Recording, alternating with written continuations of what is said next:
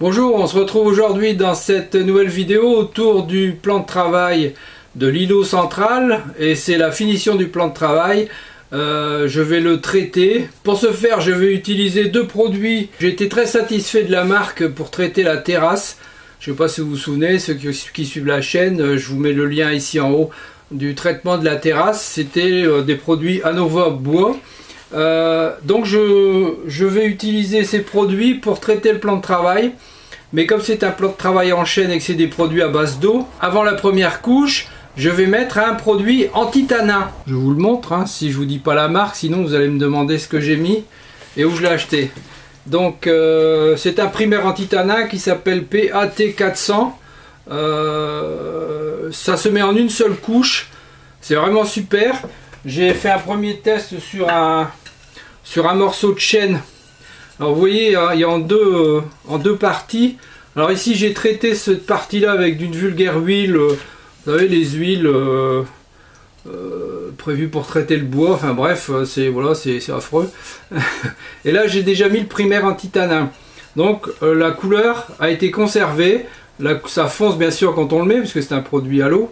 Ça fonce et au bout d'une heure, vous avez retrouvé la couleur naturelle du chêne. Ça c'est la première couche d'anti-tanin. Il n'y a pas de finition encore là-dessus. Voilà, j'ai juste donné un coup de ponçage pour vraiment égrener et voir un peu ce que ça donnait. Donc le test était très concluant. Je vous donne quelques petites infos. Ce produit, alors c'est quoi je dois le laisser sécher au moins 2 heures minimum avant de pouvoir passer au traitement final. Donc j'ai laissé beaucoup plus longtemps que ça. J'ai égrené une fois que c'était bien sec, alors j'ai mis bien à plat, je vous ferai voir dans la vidéo après, vous allez pouvoir suivre étape par étape. Donc j'ai utilisé du grain de 120 pour égrener bien, tout mettre à plat, parce que si vous égrenez parfaitement le début du travail, derrière ça va nettement mieux. Si vous faites un travail bâclé du début, c'est bâclé jusqu'à la fin. Voilà, donc c'est un produit qui marche super bien, sec au toucher en 1 heure, bon je dirais en un quart d'heure déjà vous êtes sec au toucher, hein, suivant la température. Et derrière je vais utiliser ce produit, donc c'est toujours Anova bois, bien sûr j'ai pris le couple idéal. Je pense que vous le voyez là, oui, ça a fait la mise au point, voilà. Donc ça c'est du produit du vernis plan de travail qui s'appelle VTP 500. Alors il résiste à l'eau, aux taches. Il a un color, contact alimentaire. Alors un color, pourquoi un color? Parce que moi je veux que ça reste nature. Je veux plus de color, je veux plus de colorant sur le chêne. Je veux plus avoir un chêne clair, chêne moyen. Je veux le chêne tel qu'il est. Donc ça laisse vraiment tel que le bois. C'est vraiment nickel. Protection longue durée, séchage rapide, lessivage, entretien facile. Donc c'est tout ce qu'il me fallait. Et un produit qui se dilue également, pas qui se dilue, on peut nettoyer les outils à l'eau. Voilà. Alors pareil, hein, c'est sec au toucher. En 1 heure, on met 3 couches pour un plan de travail. Il y a le contact alimentaire, c'est tout ce qu'on recherche. Enfin moi c'est ce que je recherchais. Et voilà, donc j'ai fait les premiers essais, c'est vraiment parfait. J'ai testé sous le plan de travail parce que bien sûr avant de m'attaquer à la face visible, je suis passé par la face cachée. J'ai mis l'anti-tanin, le lendemain ou le surlendemain égrenage, et puis j'ai mis une couche de ce vernis finition, puisqu'en dessous il y en a pas 36 de couches. C'est formidable, ça sèche bien, ça vous fait un fini satiné, vraiment comme on le recherche.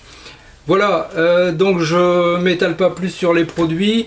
Vous avez vu ce que c'était, je vous mettrai le nom dans la définition de la vidéo. En dessous je vous mettrai le nom des produits, comme ça si ça vous intéresse. Donc tous ces produits, tous les outils nettoyables à l'eau, ça c'est génial aussi. Voilà, donc on va passer tout de suite dans la cuisine autour de cette zone de finition, hein, donc anti-tanin et derrière 3 couches de finition avec un égrenage entre chaque et avec un délai d'attente de 2 heures minimum entre chaque couche, minimum. Voilà, c'est parti dans la cuisine. Bien, nous voilà arrivés dans la cuisine. Donc voilà, vous voyez, j'ai mis un renfort déjà dans le cercle rouge pour maintenir tout l'ensemble. Là-bas au bout, vous retrouvez le sèche-torchon, le petit meuble que j'ai fait. Je vous mets le lien en haut. Et voilà le plan de travail donc brut après ponçage Et ici je vais passer la première couche d'antitana. Vous voyez dans le cercle rouge là le pinceau. Alors c'est un pinceau très très souple, de noir, pas forcément fait pour mettre du vernis, mais bon, il est excellent pour ça. Bien agiter le produit fermement, et on agite pendant quelques secondes. Voilà, donc là je passe dans le sens des fibres du bois. Je mets une couche pas forcément généreuse, mais je ne tire pas trop sur le pinceau, j'écrase pas pour l'étaler, je laisse de la matière, N'oubliez pas, c'est l'antitanin, c'est ce qui va permettre de boucher un peu les pores et d'empêcher le tanin de réapparaître dans la finition, parce que quand on utilise des produits à l'eau, forcément le tanin a une tendance à s'activer avec de l'eau, Donc voilà, là, le produit est bien fait pour ça.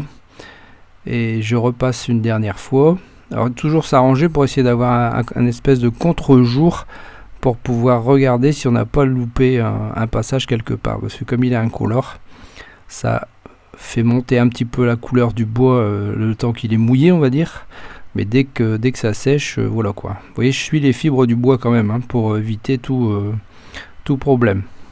Mais bon, à la fin, il n'y a plus de traces de pinceau. C'est vraiment génial. C'est formidable. Voilà, le côté est fait. Vous voyez le pinceau que j'utilise, il est hyper souple. Et j'ai pas pris un truc trop large où c'est difficile à gérer également. Voilà, la première couche est mise. Ça a foncé un peu. Mais ça, c'est juste pour quelques instants. Vous voyez, on voit bien les veines du bois. Mais les veines vont s'atténuer toutes seules en séchant. Voilà ce que ça donne au bout de 5 minutes. Petit lavage du pinceau à l'eau. Alors ça se lave tout seul. Entre deux, puisque là c'est l'antitanin et derrière je vais mettre la couche. Donc un lavage, ressuyage et un séchage du pinceau. Voilà, vous voyez, ça se lave tout seul. Vous voyez déjà le reflet que ça donne. On voit absolument plus les traits de pinceau. Rien du tout. C'est comme magique.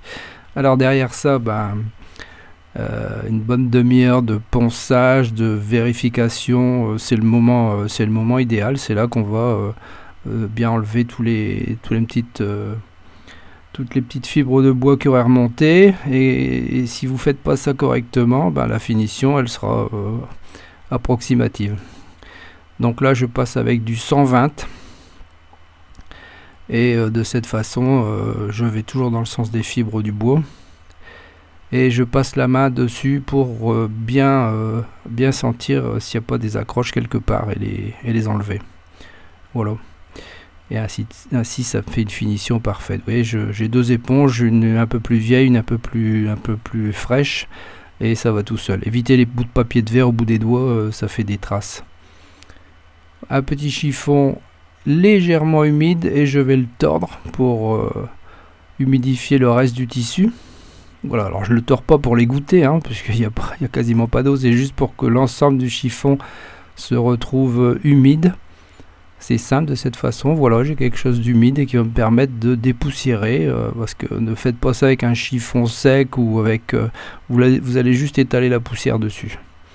Voilà, au moins dès que vous commencez à frotter, c'est un peu blanc. Vous voyez tout de suite que vous avez ramassé des restes de ponçage. Voilà, puis une fois que c'est fait, regardez à la main une dernière fois s'il n'y a pas des petites accroches quelque part. C'est parti pour la première couche de finition. Donc j'ai laissé se passer plus de 2 heures. Il faut 2 heures minimum, et là je l'ai fait le lendemain carrément. Ce qui est plus pratique pour poncer. De cette façon, le produit a bien durci, le ponçage se trouve vraiment facilité. Alors toujours dans le sens des fibres, je regarde toujours à contre-jour si j'ai pas loupé un coup, et je ne repasse pas 10 fois sur le même endroit. 2-3 fois c'est tout, et on ne revient plus dessus après. De toute façon il y a 3 couches, donc on a le temps d'en mettre. Et à la fin je finis dans le sens de la fibre, même si en séchant les traces de pinceau s'effacent. Et ça va assez vite à sécher. Là j'étais à 21 degrés à l'intérieur de la maison. Sans chauffage pour éviter que ça aille trop vite. Voilà, vous voyez ce que ça donne juste après l'avoir mis. Ça a une fois encore foncé un petit peu, mais ça va s'éclaircir juste derrière et plus de coups de pinceau. Ça c'est le côté magique du produit, c'est que voilà, c'est nickel. Là 2h30 minimum après, j'égrène. Alors là cette fois-ci j'égrène au 220 parce qu'il n'y a plus grand chose, on le sent déjà au toucher. Le premier égrenage a été bien fait, donc je ne sens plus rien quasiment. Et puis voilà, vous voyez là je croise bien, je fais bien attention de ne pas les poncer dans le contre-fil. Voilà, au moins c'est fait. Et puis après je termine en remontant sur les fils. C'est toujours pour un effet visuel, vous pouvez poncer dans tous les sens, hein. De loin ça se voit pas, mais dès que vous approchez vous voyez bien qu'il y a eu des coups de ponçage indélicats. Voilà, puis idem pour la première couche, je vais passer mon coup de chiffon. Pareil, je fais la même chose, je l'humidifie un peu et je l'essuie partout et j'enlève toute cette micro poussière qui peut rester, bien qu'il y en ait encore moins que la première fois, parce que là le ponçage a été nettement plus rapide. D'ailleurs on le sent au toucher, ça glisse, c'est nettement mieux. Voilà, donc ça c'est la deuxième couche. Donc idem, hein, dans le sens des fibres, etc., comme je vous ai expliqué avant. Hein, c'est voilà. Et derrière ça, il y aura la troisième couche. Là, je vous le montre pas puisque c'est 2 fois la même. Voilà. Après cette deuxième couche, hein, le lendemain, voilà. Mais là, je respecte 24 heures et je ne dépasse pas ces 24 heures avant de mettre la troisième couche, pardon. Voilà quelques photos. J'espère que cette vidéo vous aura plu. On se retrouve très bientôt pour la suite des événements. À très bientôt. Bye bye. Merci d'avoir regardé cette vidéo. À votre droite, une suggestion de vidéo qui pourrait vous intéresser. À votre gauche, les réseaux sociaux, vous pouvez me suivre. Et en dessous, vous pouvez cliquer et vous abonner si ce n'est déjà fait. À très bientôt.